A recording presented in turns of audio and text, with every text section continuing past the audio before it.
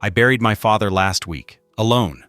Just me, 3 hired pallbearers, and a priest who mispronounced his name twice during the service. No family, no friends, no one who actually knew Robert Henderson, the man who raised me with nothing but love and died with nothing but strangers around him. My name is Marcus, and I'm worth $47 million. I can buy anything, go anywhere, have anything I want, except the one thing I destroyed to get here, the people who actually mattered. The call came while I was celebrating the biggest deal of my career. Champagne in my hand, city lights glittering below my penthouse window, feeling like I owned the world. Then my phone buzzed. "Mr. Henderson, your father is gone." I hadn't spoken to him in 3 years. 3 years. The last thing he said to me was, "Marcus, I don't know who you've become, but you're not the son I raised." I hung up on him. I actually hung up on my dying father because I was too proud, too busy, too important to hear the truth. You want to know what broke me? It wasn't the funeral. It wasn't even the guilt. It was the funeral director asking, "How many people should we expect?" And watching his face change when I whispered, "Just me." But here's what destroyed me completely, what I found hidden in his bedroom afterward. A box. A simple cardboard box that contained something so devastating, so beautiful, that it shattered every lie I'd told myself about success, about family, about what I'd become. Inside that box was proof that my father never stopped loving me, even when I stopped loving him, even when I chose money over moments, deals over dinners, success over the man who taught me how to tie my shoes. I'm about to share something with you that will change how you see everything. How a man who had everything learned he had nothing. How a son who thought he was building a legacy was actually destroying one. And how sometimes the most valuable treasure is hidden in the most ordinary places. If you've ever chosen work over family, if you've ever let pride poison your relationships, if you've ever wondered if it's too late to make things right, this story will either save you or break your heart. Maybe both. Hit that like button if you're ready to hear how a millionaire learned that the richest man in the cemetery is still dead broke when he's buried alone. Subscribe and ring that bell, because what I'm about to show you from that box might just save the relationships you're about to lose. The champagne was still cold in my hand when everything fell apart. I remember the exact moment because I was looking at my reflection in the penthouse window, thinking I'd finally made it. $47 million. The Henderson name on buildings across 3 states. My father would be proud, I told myself. My father who I hadn't called in 3 years. The phone buzzed against the marble countertop. Unknown number. I almost didn't answer it. "Mr. Henderson? This is St. Mary's Hospital. Your father, Robert Henderson, passed away this morning at 6:47 a.m. The words hit me like cold water. I set down the champagne glass and watched it leave a ring on the marble. Such a small thing, but I stared at it like it held answers. "Sir, are you there?" "I'm here." But I wasn't. I was somewhere else entirely, remembering the last time I'd seen him, the way he'd looked at me when I told him I was too busy for Sunday dinner. Again. "He listed you as his emergency contact. We need you to come in and sign some papers." I hung up without saying goodbye, just like I'd hung up on him 3 years ago. The city lights blurred outside my window. $47 million, and I couldn't buy back a single conversation. I drove to the hospital in my Bentley, but all I could think about was my father's beat-up Honda Civic, the one he'd refused to let me replace. "It still runs," he'd said. "That's all that matters." The hallway at St. Mary's smelled like disinfectant and regret. Room 247. I stood outside the door for 10 minutes before I could go in. He looked smaller than I remembered. The machines were quiet now. A nurse with kind eyes told me he'd been asking for me. "Right up until the end," she said. He kept saying, "Marcus will come. My boy will come." I sat in the plastic chair beside his bed and tried to remember the last time I'd touched him. A handshake at Christmas dinner 2 years ago? Had it been that long? "The doctor said he had your business card in his wallet," the nurse continued. "Wore it thin from handling it so much." That's when I started crying. Not the dignified tears of a successful businessman, but the ugly, choking sobs of a son who'd waited too long to come home. I reached for his hand, but it was already cold.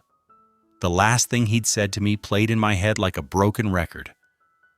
"Marcus, I don't know who you've become, but you're not the son I raised." And I'd hung up on him. Planning a funeral should involve family decisions, guest lists, choosing flowers that meant something. Instead, I sat across from Mr. Clemens at Peaceful Rest Funeral Home, signing papers like it was another business deal. "Now, about the service arrangements," he said, his voice professionally gentle. "How many people should we expect?" I opened my mouth to answer and realized I didn't know. When was the last time I'd talked to my sister Sarah? 5 years? 6? My cousins from Milwaukee? Did they even know I existed anymore? "Maybe 50? I lied. "Wonderful. We'll set up the large chapel then." I stared at the funeral package options: premium casket, deluxe flower arrangements, catered reception. I could afford the best of everything for a man I'd given nothing to while he lived. "Did your father belong to any organizations, church groups?" We often find that longtime members of the community, "I don't know." The words came out harsher than I intended. "I don't know anything about his life anymore."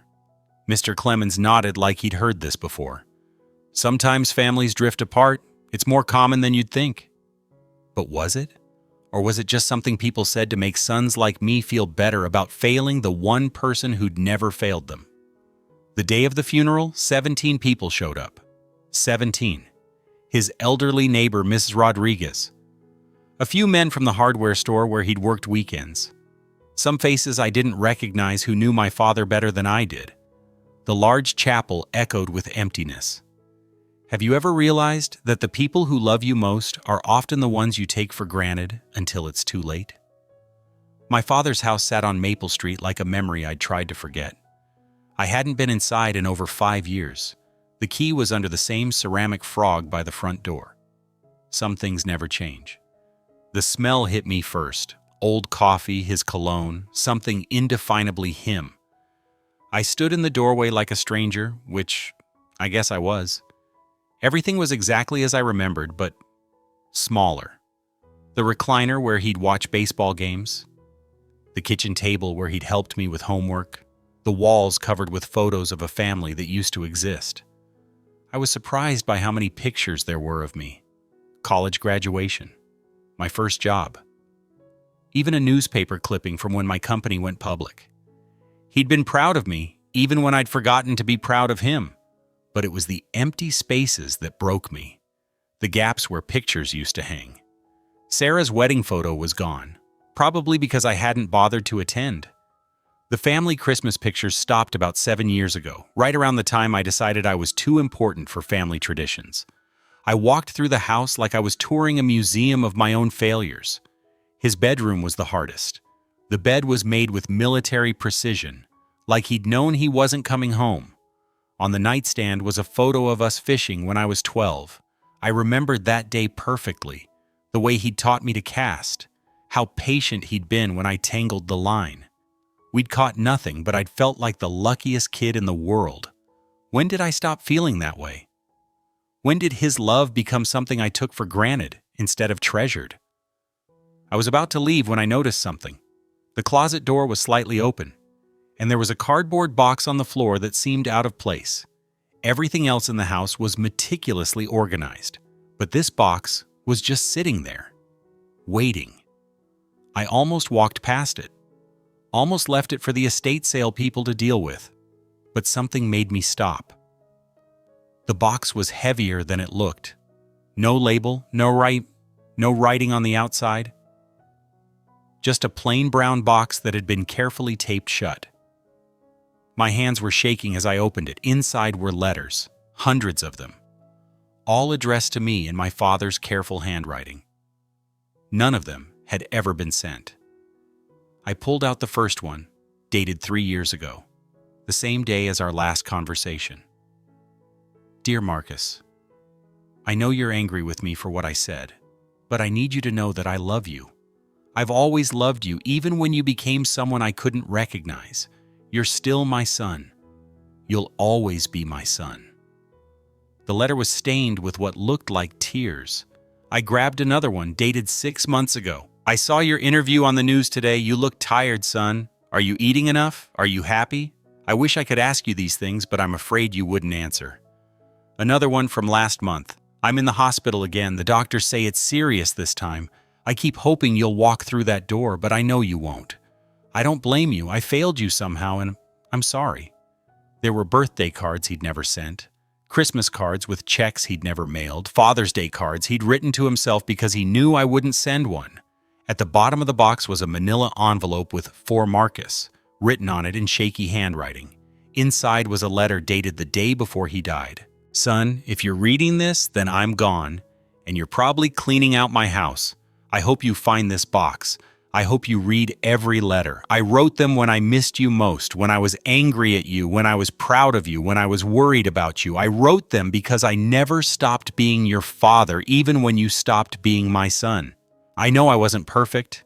I know I said things that hurt you, but I want you to know that every single day I hoped you'd come home. I hoped we'd have one more conversation. I hoped you'd forgive me for whatever I did wrong. I love you, Marcus. I've always loved you. I always will. I sat on his bedroom floor, surrounded by 3 years of unsent love letters from a father I'd abandoned, and cried until I had nothing left. When did you last tell the people who raised you that you love them? And what would you give to have one more chance if they were gone tomorrow? I spent the next 3 days in that house, reading every letter. Some were angry. He'd written them after I'd missed his birthday or canceled another visit. Some were proud, clippings from business magazines with notes in the margins about how smart I was, how successful I'd become. But most of them were just lonely. A father writing to a son who'd become a stranger. I drove by your office building today, one letter read. I sat in the parking lot for an hour, trying to work up the courage to come inside. But I knew you'd be embarrassed to see me. I was wearing my work clothes, still had paint under my fingernails. I didn't want to embarrass you in front of your important friends. I remembered that day. My secretary had mentioned seeing an older man in the parking lot, but I'd been too busy to pay attention. Too busy to look outside and see my father gathering the courage to visit his son. Another letter. I fixed Mrs. Rodriguez's fence today. She paid me with a casserole and told me about her grandson who calls her every Sunday. I wonder what that feels like. The guilt was crushing. While I'd been building my empire, my father had been building a shrine to the son who'd left him behind. While I'd been networking and deal-making, he'd been writing letters to a ghost. I found his medical records stuffed in a kitchen drawer, doctor's appointments he'd attended alone, a cancer diagnosis he'd faced by himself, surgery scheduled for next month that he'd never see. He'd been dying, and I hadn't known. He'd been scared, and I hadn't been there. He'd needed me, and I'd been too proud to answer his calls. I sat in his kitchen, surrounded by evidence of a life I'd missed, and realized I'd become exactly what he'd said I was. Someone he didn't recognize. Someone who'd forgotten where he came from. I decided to visit the people who'd shown up to his funeral, starting with Mrs. Rodriguez, his next-door neighbor who'd known him better than his own son. She answered the door with flour on her hands and the smell of fresh bread behind her. "Marcus," she said, and her eyes filled with tears. "Your father talked about you all the time." She invited me in, and I sat in her kitchen while she told me stories about the man I'd forgotten. How he'd shoveled her driveway every winter. How he'd fixed her leaky faucet and refused to let her pay him. How he'd brought her groceries when she was sick. He was the best man I ever knew, she said, always helping everyone, never asking for anything in return, just like his son. "I'm nothing like him," I said. "That's not what he thought. He used to show me articles about your business, pictures from your company website. He was so proud of you. My Marcus, he'd say. He's changing the world. I went to the hardware store where he'd worked part-time. The owner, Jim, was a gruff man with paint-stained fingers who'd known my father for 15 years. Bob was special, he said. Never met a problem he couldn't solve or a person he wouldn't help. Customers used to come in asking for him specifically. Said he was the only one who'd take the time to really listen. He taught me about tools when I was a kid, I said. I haven't held a hammer in 20 years. He knew that. Used to say his son was too smart for manual labor. Said you had bigger things to do than fix leaky pipes and squeaky hinges. But as I listened to these stories, I realized something. My father had been fixing things his whole life. Broken appliances, damaged relationships, wounded hearts. He'd been a fixer, and I'd been the one thing he couldn't fix, the one thing he'd broken himself. Back at the house, I found his wallet in a dresser drawer. The nurse had been right. My business card was there, worn thin from handling. But it wasn't the only thing. There was a photo of me at 8 years old, gap-toothed and grinning. A ticket stub from a baseball game we'd attended when I was in high school. A receipt from the restaurant where we'd had dinner the last time I'd visited 5 years ago. He'd carried pieces of me everywhere. I opened his checkbook and found something that made my chest tight. Monthly donations to the scholarship fund at my old college. $100 every month for the past 10 years. The memo line always said the same thing. In honor of Marcus Henderson. I called the college. The woman in the development office was effusive. Oh, Mr. Henderson, your father was such a wonderful man. He never missed a payment, never asked for recognition, said he just wanted to help other kids get the same opportunities his son had. How many students has he helped? Directly, probably 30 or 40 over the years. But his donations helped fund the program that's assisted hundreds. I hung up and sat in his kitchen, staring at the evidence of a generosity I'd never known about. While I'd been accumulating wealth, he'd been giving it away. While I'd been building my legacy, he'd been building other people's futures. The man I'd thought was small had been the biggest person I'd ever known. There was one more letter in the box, different from the others. It was sealed in a separate envelope marked, "To be opened on my funeral day." I'd carried it with me for a week, afraid to read it. Afraid of what final words my father might have for the son who disappointed him so profoundly. I opened it sitting in his recliner, the same chair where he'd watched me grow up, where he'd waited for me to come home. Marcus, if you're reading this, then I'm gone, and you're probably feeling guilty. Don't. I need you to know that I was proud of you every single day.